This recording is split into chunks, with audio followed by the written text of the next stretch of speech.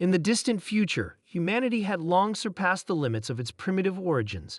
Earth had become a thriving hub in a galaxy teeming with various alien species.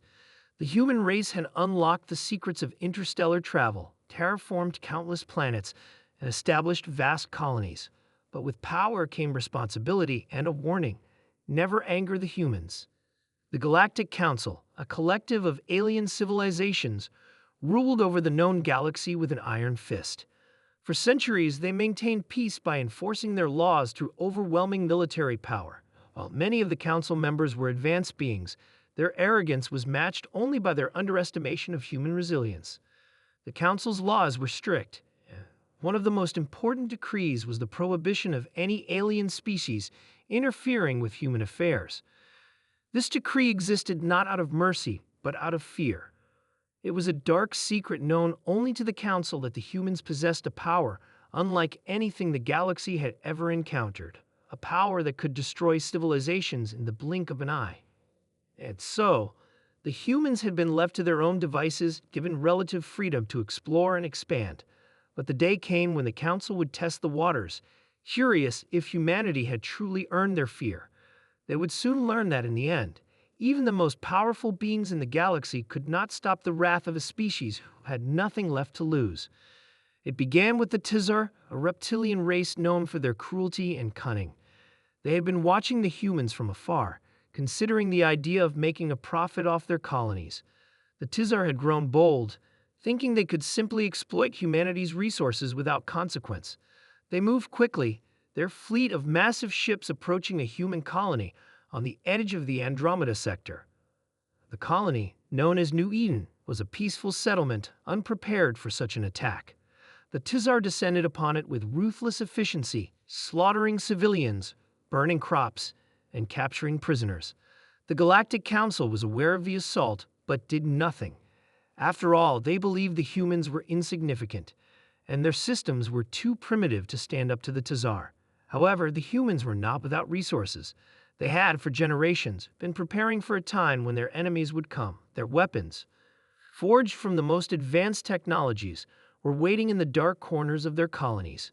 The humans had learned to adapt, to survive, and to fight back when all seemed lost. They were not weak. As the Tizar forces ransacked New Eden, the first wave of retaliation came. A small group of human pilots, using homemade ships and old technology, launched a counterattack. It was a desperate move, but it wasn't the firepower that made it effective. It was the determination behind it. The humans fought with a fury that no one had expected, outnumbered and outgunned. They pushed back the Tizar fleet, inflicting damage on the reptilian ships with precision strikes. The Tizar were stunned. They had assumed that humanity was nothing more than a nuisance, a species to be squashed beneath their boots. But now they were facing an enemy who fought with savage desperation, willing to sacrifice everything to protect their own. The humans were no longer just a colony. They were a force to be reckoned with. Word spread quickly across the galaxy. The humans had struck back.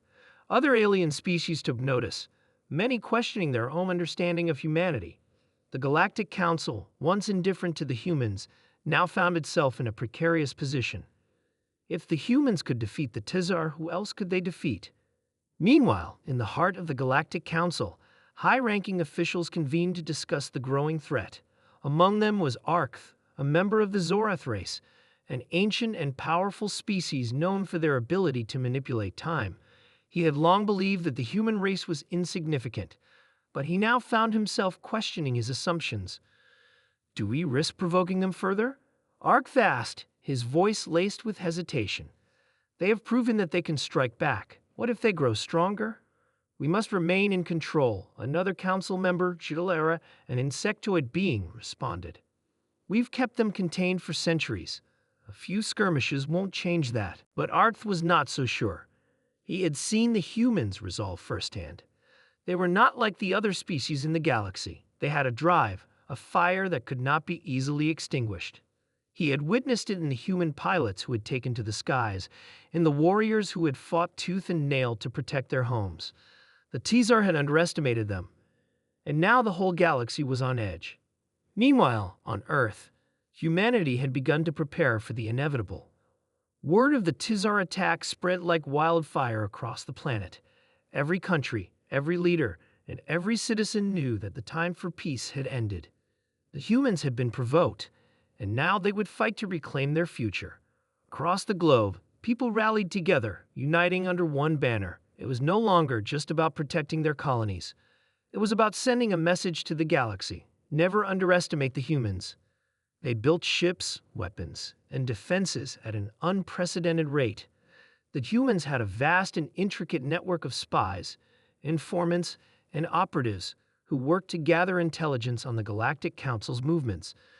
They even infiltrated key positions in the Council's bureaucracy, secretly planting human agents in positions of power. The humans would know everything, every weakness, every secret. As the humans rallied, Arth realized the true scale of the threat. The Tsar had underestimated humanity, but they were not alone in their folly. The Council had made the same mistake. The humans were not just an emerging power, they were a sleeping giant ready to awaken.